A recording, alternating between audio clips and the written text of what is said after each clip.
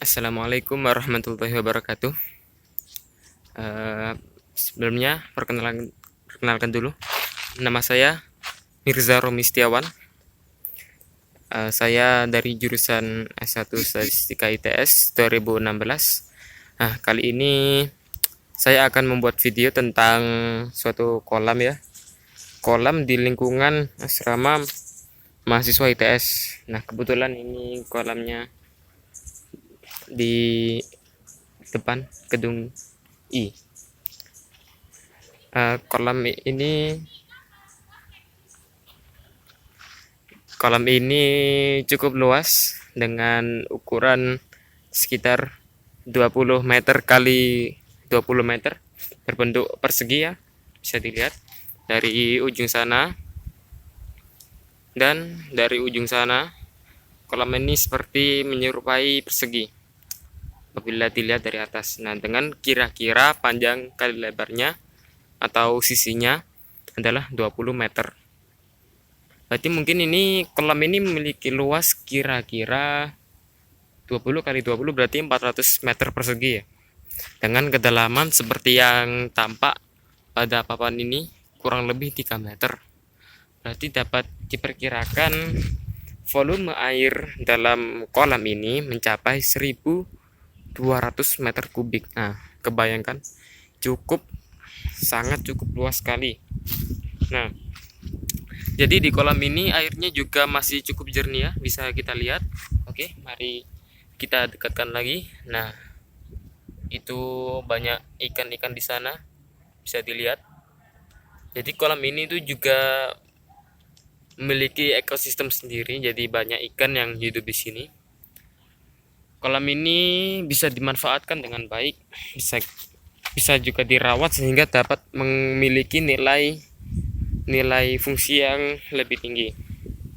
Nah, jadi karena saya melihat kolam ini itu tidak terawat dan dibiarkan hanya begini saja, saya jadi mempunyai suatu pemikiran bahwa kolam ini bisa dijadikan sebagai tambak. Nah, kurang lebih seperti itu. Karena bila kita lihat dari segi airnya, kejernihan airnya, atau mungkin kadar yang terkandung dalam airnya, kemudian kita lihat makhluk-makhluk air seperti ikan-ikan kecil banyak yang hidup di sini. Ya, kita bisa lihat lagi. Nah, banyak ikan-ikan kecil. Nah, kemudian kolam di sini tuh juga sering dijadikan sebagai spot-spot untuk mancing bagi orang-orang yang suka mancing. Oleh karena itu, apabila kolam ini bisa dimanfaatkan dengan baik, maka kolam ini dapat memiliki nilai lebih yang bisa digunakan untuk berbisnis dengan mengedepankan teknologi yang canggih yang bisa diterapkan untuk mengolah kolam ini dengan baik. Jadi saya juga memiliki ide untuk mengolah kolam ini, yaitu dengan cara membudidayakan ikan lele ya. Kalau saya ikan lele dengan metode aquaponik. Nah, jadi apa sih metode aquaponik itu? Jadi metode aquaponik itu adalah metode yang semacam itu ya, hidroponik atau aeroponik, itu metode penanaman. Nah, penanaman tanaman. Tapi dari segi katanya sendiri aqua, jadi air. Jadi nanti kita melakukan tanaman atau istilahnya mungkin seperti berkebun atau bertani yang menanam tanaman dengan metodenya dengan air. Nah, jadi kita nanti ini di sini air dan ikannya nanti akan bersimbiosis mutualisme, jadi saling menguntungkan. Nah, dimana siklus yang akan terjadi yaitu yang pertama mungkin dimulai dari ikan itu sendiri ya. Nanti ini akan ditanam bibit dibudidayakan bibit-bibit unggul dari ikan lele. Nah, kemudian setelah ikan itu semakin dewasa, semakin besar, nah kemudian ikan itu kan akan akan memiliki kotoran. Nah, dari kotoran ikan tersebut akan kita ambil, kemudian akan istilahnya apa? Diuraikan oleh mikrobakteri. Nah, setelah diuraikan, kotoran itu akan menjadi sebuah nutrisi pupuk atau semacamnya yang bisa kita gunakan untuk tanaman tersebut, tanaman tadi. Misal contoh tanamannya adalah tanaman kangkung. Nah, jadi nanti kotoran tersebut yang sudah diuraikan akan didistribusikan, akan disebarkan kepada tanaman kangkung. Setelah itu tanaman kangkung yang telah mendapatkan nutrisi tadi akan tumbuh, dan kemudian air yang ada di kolam ini akan dialirkan ke tanaman kangkung tadi. Nah, sehingga tanaman tersebut itu dapat menjernihkan air, membuat air menjadi lebih jernih, yaitu mungkin bisa menambah kadar oksigen dari air yang juga dibutuhkan oleh ikan tersebut. Nah, kemudian air itu akan dikembalikan ke kolam ini lagi, sehingga terjadilah siklus yang demikian. Ikan tadi mengeluarkan kotoran, dan kotorannya tersebut diuraikan oleh bakteri, kemudian dari bakteri itu menjadi sebuah nutrisi untuk didistribusikan kepada tanaman-tanamannya. Nah, kemudian tanaman tersebut juga akan menjernihkan air, menambah kadar oksigen dan lain sebagainya. Kemudian air tersebut akan dikembalikan ke kolam ini lagi, dan begitu seterusnya. Nah, sehingga kolam ini dapat berfungsi dengan baik, berfungsi dengan selayaknya kolam. Misal oke ya, mungkin setelah ini menjadi baik. Nah, jadi kolam ini juga bisa digunakan untuk bisnis ya, bisnis budidaya lele atau bisnis tentang kangkung tadi, pertanian tadi kangkung. Nah, anggaplah misal kolam ini kan luasnya 400 meter persegi. Nah, setiap meter persegi dengan kira-kira kedalaman 50 atau setengah meter itu dapat ditanami sekitar 250 bibit ekor lele. Nah, sudah kebayangkan?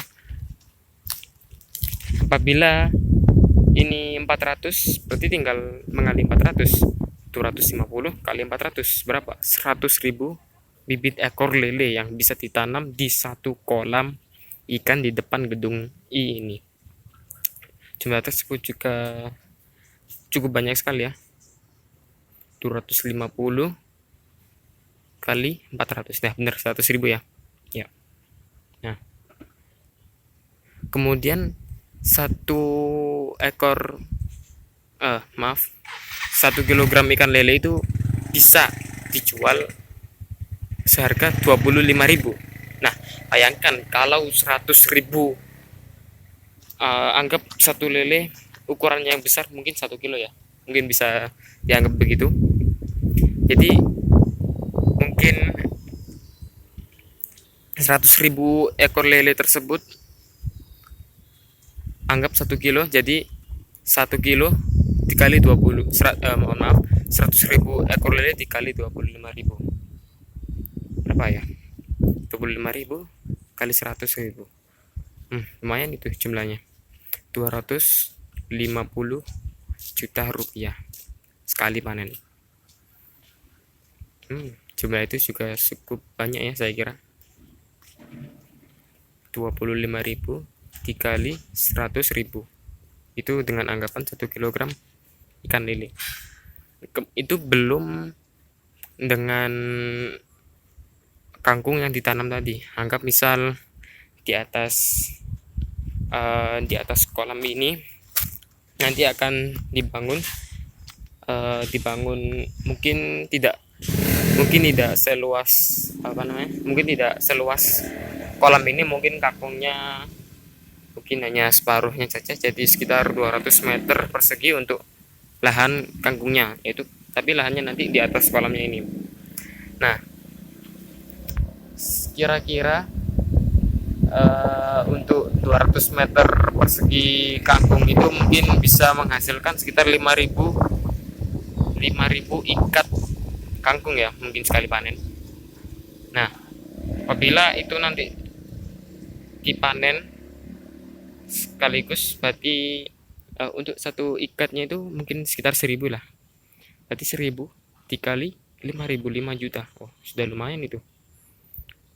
Berarti total dari satu kali panen untuk budidaya lele dengan metode budidaya kangkung dan lele dengan metode aquaponik itu bisa 255 juta. Nah, itu nilai yang sangat besar sekali itu untuk kolam yang sebelumnya tidak dimanfaatkan dengan baik. Nah, ini untuk satu kolam. Nah, di asrama ini ada kurang lebih 1, 2, 3, 4, 5 kolam dengan kolam yang ini.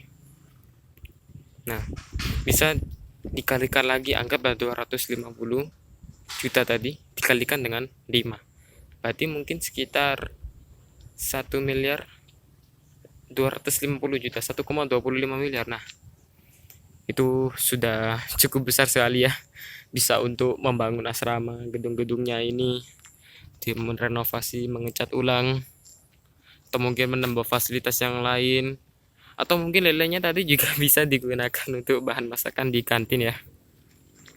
Nah, mari kita lihat kondisi kolam-kolam yang lain bagaimana. Yuk, mari kita lihat. Nah, kita sudah sampai di kolam yang lain yang memiliki kedalaman yang sama, yaitu kurang lebih 3 meter. Nah, mari kita lihat seperti apa kolam ini. Nah, jadi ini adalah kolam di depan gedung J. Nah, seperti ini kolamnya, kurang lebih seperti tadi.